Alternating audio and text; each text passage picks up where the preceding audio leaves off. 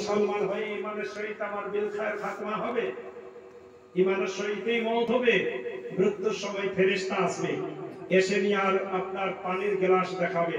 বান্দাকে এত পিয়াসা লাগে যে আপনাদের মাইথান ড্যাম, পাঞ্চেত ড্যামটা মনে হবে যে খেয়ে একবারে শেষ করে দেবে, এত পিয়াস লাগে। সেই সময় শয়তান আসে ঈমান নষ্ট করতে, এসে বলে এই দেখো এই পানিটা দেবো তোমাকে, তুমি আমাকে আপনা বলো।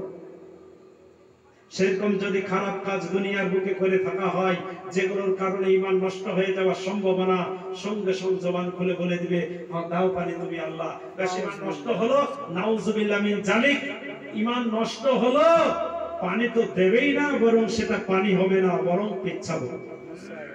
নাউজুবিল্লাহ মিন জালিক।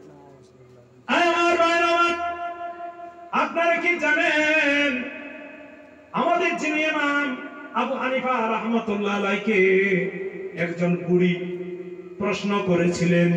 বুড়ি বলেছিলেন, ও বাবা আবু হানিফা রাহমাতুল্লাহ আলাইহি বড় ইমাম, আপনার দাড়ির দাম বেশি না আমার ছাগলের দাড়ির দাম বেশি?